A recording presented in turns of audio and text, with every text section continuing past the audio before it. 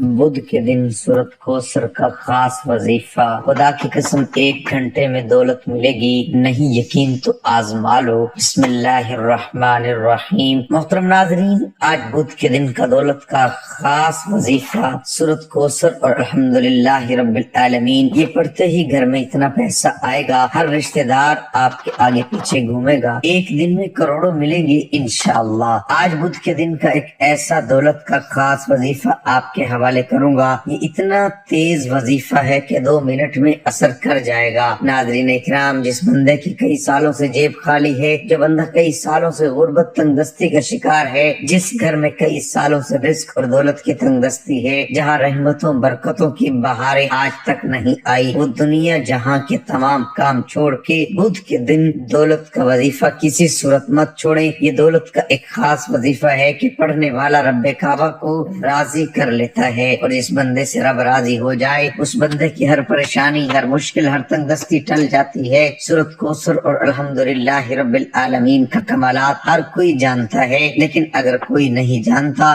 تو آج یہ وظیفہ بتائے گئے طریقے سے ایک بار میرے کہنے پر کر کے دیکھیں، آپ تمام وظیفوں کو بھول جاؤ گے۔ صرف بدھ کے دن پڑھنے کی دیر ہے۔ یہ وظیفہ آج تک جس کسی کو بتایا، جس نے پڑھا، رب نے بے شمار رحمتوں برکتوں سے نوازا۔ یہ وہ سورت اور آیت ہے جس سے آپ کی تمام پریشانیاں ختم ہو جاتی ہیں۔ ایک صاحب حضرت علی مولا علی شیر خدا مشکل کشا کی بارگاہ میں حاضر ہوئے اور فرمایا کہ میں تنگ دست ہوں، گھر کے حالات خراب ہیں۔ مولا علی نے فرمایا جاؤ استغفار کرو۔ ایک دوسرا شخص آیا، کہا میں بے اولاد ہوں، پریشان ہوں، نرینہ اولاد دے دیجئے۔ مولا علی نے فرمایا جاؤ استغفار کرو۔ ایک تیسرا شخص آیا، اس نے کہا مولا علی میرے گھر میں پریشانیاں ہیں، اپنا مسئلہ بیان کیا۔ مولا علی نے فرمایا جاؤ استغفار کرو۔ وہ تینوں شخص چلے گئے۔ پاس بیٹھے ایک بندے نے مولا علی شیر خدا، جس کو لقب ملا ہے مشکل کشا، سے پوچھا کہ مولا علی آپ کے پاس 3 بندے آئے، تینوں نے اپنے مختلف مسائل پیش کیے اور آپ نے تینوں کو استغفار کا ہی ذکر کیوں کہا؟ تو مولا علی نے فرمایا کہ آج ہماری تباہی و بربادی کی سب سے بڑی وجہ ہماری گناہ ہے۔ اگر کسی کا رزق تنگ ہوتا ہے تو وہ توبہ کرے، اگر پریشانیاں کسی کی جان نہیں چھوڑ رہی تو وہ توبہ کرے، اگر کسی پر آزمائش آتی ہے تو وہ توبہ کرے، اگر کسی کے گھر فاقے ہیں، غربت ہے اور وہ توبہ کرے۔ توبہ کا ذکر، استغفار رب کو راضی کر لیتا ہے، رب کو منا لیتا ہے، اور جس بندے سے رب راضی ہو جاتا ہے پھر اسے مانگنا نہیں پڑتا، اسے غیبی خزانوں سے دے دیا جاتا ہے۔ مولا علی نے فرمایا کہ جب کبھی آپ پر مشکل وقت آ جائے استغفار کرو، اور بعض اوقات واقعی انسان جانے انجانے میں کوئی ایسا گناہ، کوئی ایسی بات، کوئی ایسا عمل ہو جاتا ہے کہ وہ بندہ رب کی پکڑ میں آ جاتا ہے، اور جب بندہ رب کی پکڑ میں آ جائے تو پھر دنیا کی کوئی جادو جنات، کوئی بھی وظیفے، کوئی اعمال، کوئی بھی عمل آپ کا فائدہ مند نہیں رہتا۔ جب تک آپ اپنے گناہوں کی سچی توبہ نہیں کر لیتے آپ کامیاب ہو ہی نہیں سکتے۔ اس لیے خدا را آپ نے سب سے پہلے اپنے گناہوں کی سچی توبہ کرنی ہے۔ یہ کامیابی کا راز آپ کو بتا رہا ہوں۔ میں لوگوں کے وظائف سنتا ہوں، لوگ بڑے بڑے وظائف بتاتے ہیں، بڑے بڑے درس دیتے ہیں، لیکن خدا را ہم میں سے، آپ میں سے بہت سے لوگ ان باتوں کو پہلے جانتے ہیں۔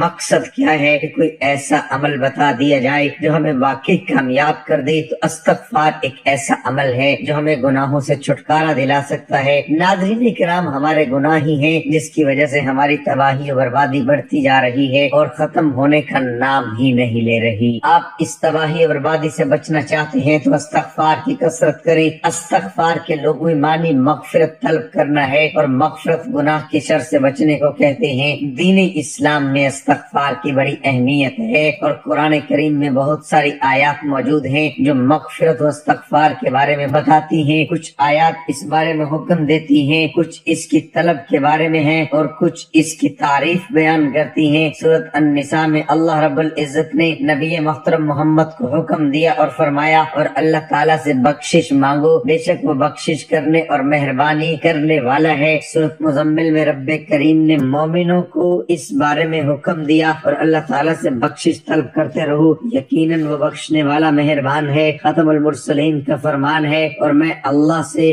دن میں 100 بار بخشش مانگتا ہوں، جس سے استغفار کی اہمیت و افادیت واضح ہوتی ہے۔ استغفار کے ثمرات میں گناہوں کی بخشش، اللہ کی رضا اور اس کی محبت و رحمت اور عذاب کا ٹل جانا، کثرت سے خیر و برکت اور دلوں کا روشن اور درجات کا بلند ہونا، زہد و تقوی پیدا ہونا، وقار اور بردباری میں اضافہ، روزی میں کشادگی، مال و اولاد میں اضافہ، بلاؤں اور مصیبتوں سے دوری، جسمانی اور روحانی قوت میں اضافہ، اور بندے کا اپنے خالق کی محبت کی طرف رجحان، اور اللہ تعالیٰ کی محبت کے آگے دوسری دنیاوی نعمتوں سے بے نیاز ہونا، اور بندے میں دیگر صفات کا پیدا ہونا شامل ہے۔ جہاں استغفار کے بے شمار فائدے ہیں وہاں کچھ شرائط بھی ہیں۔ ان میں اولین یہ ہے کہ اللہ تعالیٰ کو حاضر و ناظر ماننا اور اس کے لیے دل میں جذبہ اخلاص کا موجزن ہونا، اور عاجزی انکساری کے ساتھ اللہ تعالیٰ کی طرف متوجہ ہونا، اور خشوع و خضوع کے ساتھ اس کے احکامات کو سمجھنا اور ان پر عمل کرنا۔ جبکہ استغفار کے آداب میں طہارت جسمانی اور روحانی کا ہونا بھی ضروری ہے۔ استغفار کے اوقات وقت سحر کے علاوہ پچھلی رات کو اللہ سے بخشش مانگنا۔ رسول اکرم کا فرمان ہے کہ رب کائنات رات کے آخری تہائی حصے میں ہر رات دنیا سے قریب والے آسمان پر نازل ہوتا ہے اور کہتا ہے کہ کون ہے جو مجھے پکارے اور دعا و استغفار کرے، میں اس کی دعا قبول کروں، اور کون ہے جو مجھ سے سوال کرے اور میں اسے عطا کروں، کون ہے جو مجھ سے مغفرت طلب کرے اور میں اسے بخش دوں۔ محترم ناظرین، آج کا خاص وظیفہ لازمی کیجیے گا۔ آپ بے روزگار ہیں، آپ بے اولاد ہیں، آپ قرض دار ہیں، آپ کا کاروبار نہیں چل رہا، آپ کے گھر میں مسائل ہیں، آپ کی جتنی بھی پریشانیاں، جتنے بھی مسائل، جتنی بھی رکاوٹیں، جتنی بندشیں ہیں، یہ سب ختم ہو جائیں گی اگر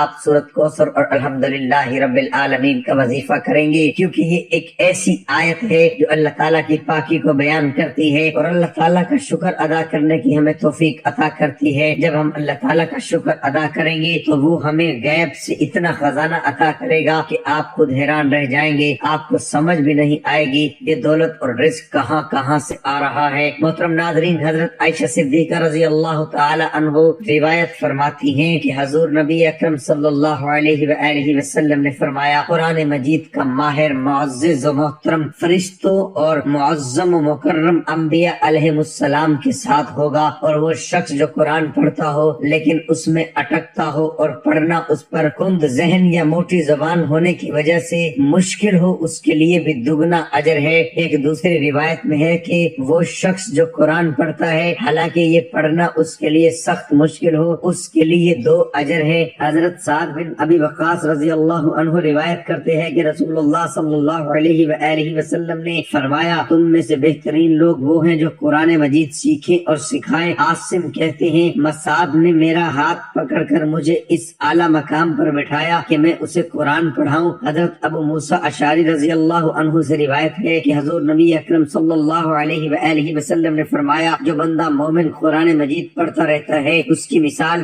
مالٹے کی طرح عرب کے ایک لذیذ پھل کی سی ہے جس کی خوشبو بھی اچھی اور مزہ بھی خوب اور پاکیزہ ہوتا ہے، اور وہ بندہ مومن جو قرآن نہیں پڑھتا اس کی مثال خشک کھجور کی سی ہے جس میں خوشبو تو نہیں البتہ ذائقہ شیریں ہوتا ہے، اور وہ منافق جو قرآن مجید پڑھتا ہے اس کی مثال ریحانہ گلاب کے پھول کی سی ہے کہ اس کی خوشبو اچھی اور ذائقہ کڑوا ہوتا ہے، اور اس منافق کی مثال جو قرآن پاک کی تلاوت نہیں کرتا حنظلہ تمہ کی سی ہے، اس میں خوشبو بالکل نہیں ہوتی اور ذائقہ بھی کڑوا ہوتا ہے۔ ایک اور روایت میں منافق کی بجائے فاجر یعنی بدکار کے الفاظ ہیں۔ حضرت ابو ہریرہ رضی اللہ عنہ سے روایت ہے کہ حضور نبی اکرم صلی اللہ علیہ وآلہ وسلم نے فرمایا، حسد رشک بس 2 آدمیوں سے ہی کرنا جائز۔ پہلا وہ شخص جسے اللہ تعالیٰ نے قرآن پڑھنا اور سمجھنا سکھایا تو وہ رات اور دن کے اوقات میں اس کی تلاوت کرتا ہے، اس کا پڑوسی اسے قرآن پڑھتے ہوئے سنتا ہے تو کہہ اٹھتا ہے کہ کاش مجھے بھی اس کی مثل قرآن عطا کیا جاتا تو میں بھی اس طرح عمل کرتا جس طرح یہ کرتا ہے۔ اور دوسرا وہ شخص جسے اللہ تعالیٰ نے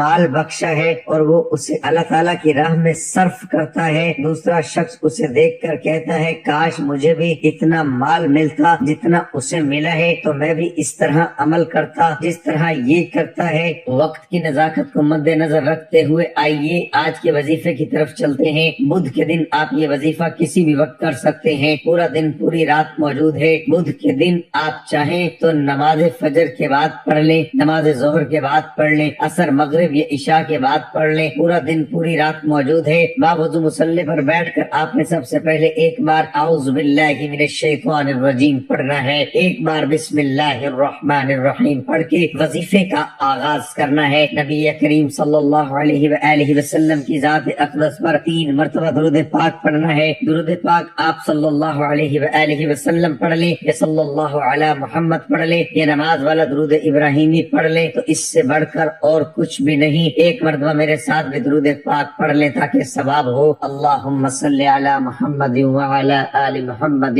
کما صلیت علی ابراہیم وعلی آل ابراہیم انک حمید مجید۔ اللہم بارک علی محمد وعلی آل محمد کما بارکت علی ابراہیم وعلی آل ابراہیم انک حمید مجید۔ آپ نے درود پاک پڑھتے ہی سب سے پہلے عاجزی کے ساتھ اپنے مقصد کی نیت کرنی ہے۔ مقصد جتنا بڑا ہو یہ نہ دیکھنا کہ یہ ناممکن ہے، دیکھو کہ مانگ کس ذات سے رہے ہو جو عرش الہی کا رب ہے، خزانوں کا مالک ہے۔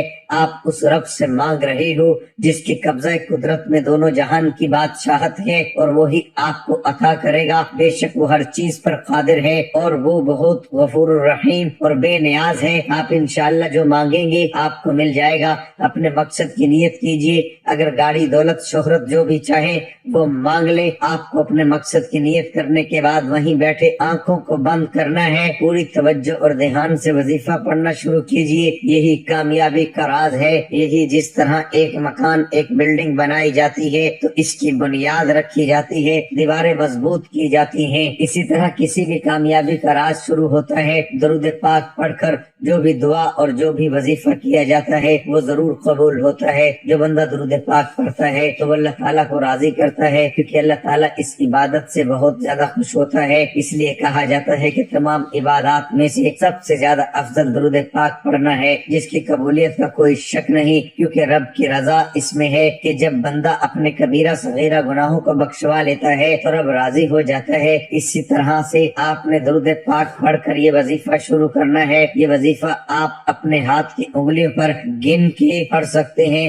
اگر ہاتھ کی انگلیوں پر گن کر نہیں پڑھ سکتے تو تسبیح کا استعمال کر لیں، لیکن تعداد میں کمی پیشی نہیں ہونی چاہیے۔ اگر کمی پیشی ہوگی تو اس کے ذمہ دار آپ ہوں گے۔ آپ نے ہاتھ کی انگلیوں پر 100 بار الحمدللہ رب العالمین پڑھنا ہے، کمی پیشی نہیں کرنی۔ بعض اوقات بندہ ایک دانہ کم یا زیادہ پڑھ جاتا ہے، لیکن آپ نے 100 دانوں کی تسبیح کرنی ہے، 100 بار پڑھنا ہے۔ اور جب آپ کی زبان سے نکل رہا ہو الحمدللہ رب العالمین، آپ روتے ہوئے تڑپتے ہوئے سسکتے ہوئے رب کعبہ سے مانگتے جائیں۔ یقین کیجئے اللہ تعالیٰ آپ کے نسلوں کو آباد کر دے گا۔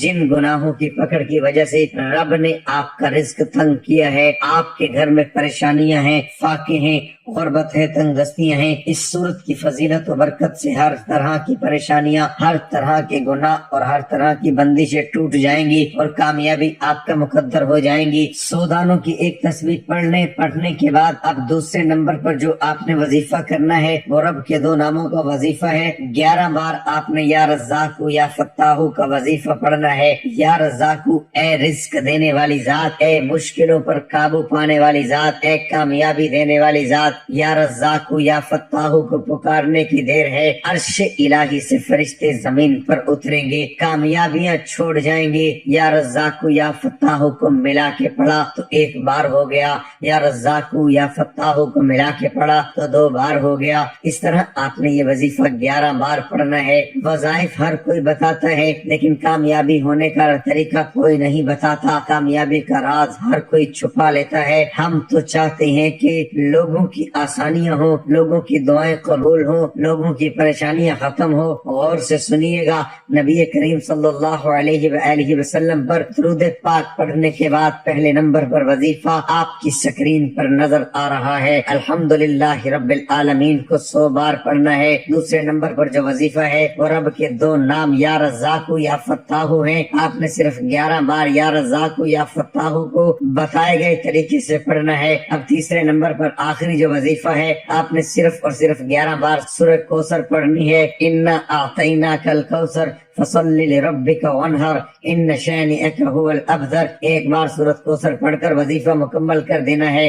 اب کامیابی کا کیا راز ہے؟ اس کو پڑھ کے اپنے رب کا شکر ادا کیا اور اس کی پاکی بیان کر کے اپنے گناہوں کو بخشوا لیا۔ اب رب راضی ہے، اب انعام لینے کا وقت ہے۔ یا رزاق سے رزق مل جائے گا، رزق کے 300 دروازے کھل جائیں گے۔ یا فتاح سے کامیابی آپ کا مقدر ہو جائے گی، رکاوٹیں بندشیں ہٹ جائیں گی اور آپ پر پر رحمت و برکتوں کی برسات ہوگی۔ سورۃ کوثر سے آپ کے گھر میں حالات بدل جائیں گے، بے سکونی بے برکتی ہمیشہ کے لیے ختم ہو جائے گی۔ یہ وظیفہ کوئی نہیں بتائے گا، خدا را یہ وظیفہ بتائے گئے طریقے سے کیجیے۔ دوستو آج کا وظیفہ نہایت ہی آسان اور مختصر ہے۔ آپ نے دیکھا ہوگا کہ آپ کو پڑھنے کے لیے صرف 1 آدھ منٹ ہی لگے گا، اس سے زیادہ کا وقت آپ کا نہیں لگے گا۔ آپ نے بدھ کے دن یا کسی بھی نماز کے بعد کر لینا ہے اور انشاءاللہ آپ کے رزق کی جو بھی پریشانی ہے وہ ختم ہو جائے گی۔